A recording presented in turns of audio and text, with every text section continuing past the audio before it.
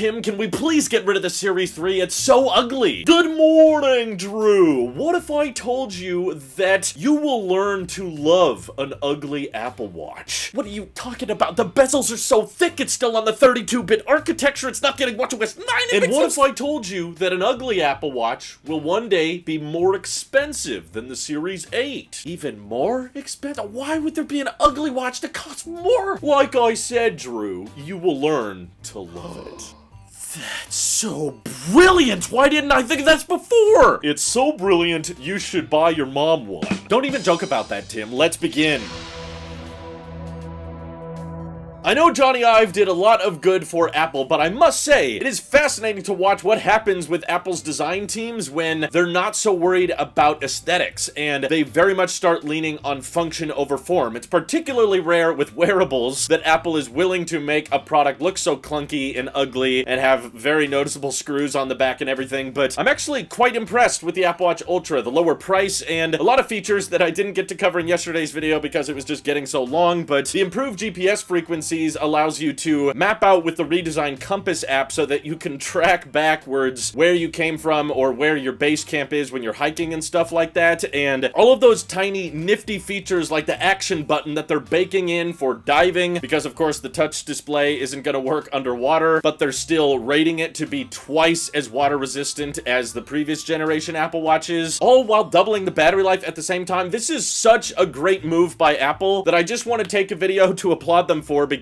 I think this is genuinely the best solution for them to fix the Apple Watch lineup, because before they were going around the basic, like, the older watch is cheaper and you should just buy a newer one, and here's a more expensive one that's made of slightly different materials but for the most part works exactly like the other Apple Watches. That formula was not working, and I think it was a dated formula that likely Johnny Ive was kind of pushing. You know, let's do solid gold watches, let's have these luxury models, and let's make $1,000 ceramic models and titanium models, and I'm sure Apple drooled over those renders and coming up with titanium builds and yes, even solid gold builds. But I think what was illogical about that old Apple Watch lineup was Apple was trying to convert regular watch enthusiasts, you know, collectibles out there, people who buy gold watches or expensive watches, and try to get them to buy smart watches. And the truth is, a lot of people in those collectible, you know, pristine luxury watch markets are not interested in an Apple Watch because it's so freaking popular. You see everybody wearing them these days. It's the #1 watch in the world, and if you want to have a luxury timepiece, it has to be drastically different and stand out from everybody else, and especially if it's being mass-produced by the million, that doesn't really click with the old luxury timekeepers out there. So I think Apple was wise to move away from that and say, you know what, if people don't want to drop $1,200 or $1,400 on Apple Watches, then there's probably nothing we can really do to win them over. They're enthusiasts. They're going to keep buying their collectible watches, and they're not interested in buying a smartwatch because ultimately it's not about function for them. It's about having stored value in collectibles and timepieces that age over time very, very well and don't change throughout the decades. Whereas Apple Watches, of course, can deteriorate in battery health within just a couple of years and eventually stop getting software support. So what they did is go after a different market, which they previously did not cater to too much, which was this active lifestyle market with the Garmin watches of the world, and try to intentionally lean on bulky, ugly design so that it could be far more functional. And part of me feels like Steve Jobs probably wouldn't have been a fan of the Apple Watch Ultra, but that's okay because Apple is slowly finding their own voice and realizing how to best optimize the Apple Watch lineup. And that's why I'm so happy with it in its current state, because every section of the Apple Watch line serves a very distinct and very addressable market now. The Apple Watch SE2 is for the cheapest one out there. And honestly, it's not a bad deal at $249. If you just want to watch, you don't need a bunch of bells and whistles, you just want to have those notifications, heart rate monitoring, and of course safety features like fall detection, and now even car crash detection, then the Apple Watch SE2 has you covered, doesn't break the bank. And then the Apple Watch Series 8 is the pretty one. And yes, it's barely different from the Series 7. It's almost like they didn't upgrade it at all. But there are minor changes in there that some people may end up appreciating, and the goal of the Series 8 is just the same as the Series 7. Look good, look clean, look beautiful, and have that display spilling over the edge, have the biggest display you can get, and of course it's it's an always-on display, which many smartwatch owners appreciate. And then the Ultra is catering to a new demographic that previously Apple was not catering to very much. People who want durability, people who want to take this thing out and about and don't care how the watch looks because they're probably going to bang it up anyway. And the fact that now you can get the biggest Apple Watch display with the best battery life and a titanium chassis for $799 is honestly really competitively priced. I apologize to everyone overseas who's probably dealing with much worse prices than we are in the US, but still, compared to how much titanium Apple Watches used to cost, even just to get a 41 or a 45mm titanium Series 7 was typically around that price or more, and that was not giving you any battery or durability advantages over the steel Apple Watches. And pretty much the only difference between the steel watches and the aluminum watches, apart from the chassis being shinier, was the sapphire glass that they put on the front, which I appreciate just how durable the Series 7 and 8 can be without having to be drastically ugly. But no doubt about it, the Apple Watch Ultra I think is gonna be a hit in the active wear market, and I also think it was very appropriately named. You know, as much as we were talking about there being a Pro watch, it does sound a little bit too generic, and it doesn't really go with whole watches being used in the Pro field. You know, it kind of made sense in the same way that AirPods have a Pro version. Pro stands for profit, I guess, because it's not like the AirPods Pro are more professional or more productive or anything. They just cost a little bit more and have noise cancellation. Whereas now Apple has introduced the term Ultra to the lineup with the M1 series of chips, and because they want to take this Apple Watch to the next level and make it super capable, have it do all of these things and prioritize function over form, I think Ultra is really appropriate and not too crazy. It rolls off the tongue pretty well, and frankly, compared to the stainless steel Apple Watches out there, it's really not that much more in the first place. So if Apple wanted to have an Apple Watch line where they had a cheaper model, a pretty model, and then a more expensive model, I think this is absolutely the best way to justify it, because people with active lifestyles are gonna want a smartwatch because they want to track their depth when they're scuba diving, or they want to backtrace their steps when they're hiking up snowy mountains, or mountain climbing. They want to make sure that they can take a beating, and surrounding that sapphire glass with the titanium chassis helps preserve it and prevent it from getting too many scratches and dings. And I think a lot of people in that market will see $799 as a fairly reasonable price point. So good on you, Apple, for figuring out how to best optimize the Apple Watch lineup. I've already been speaking to a lot of people that just can't wait to have a multi-day battery life for the first time. Low power mode is going to be a godsend with this watch. I'm very excited to review mine, even though I don't really have a justification for it, so I don't really think I'll keep mine after the review, but I'm still excited to wear one to see how it feels. And I know a lot of people out there that are just going to appreciate having a much larger display on the watch, especially now that we have QWERTY keyboards with swipe and everything. Having that big display with cellular connectivity and a long battery life means there's probably going to be a larger number of people than ever leaving their iPhones behind because the watch is enough for them. They're good. It's a genius move on Apple's part, and I really think it's going to pay off for them, so good job, and thanks for surpassing my expectations, Apple. What do you guys think of the Apple Watch Ultra? Is there something about it that you think could be better? Do you still wish it was cheaper? Do you wish it came in more color options, or do you wish it had a camera? All that stuff, let me know your thoughts down in the comments below. This is your Alp Sheep here, and I'll see you all in the next one.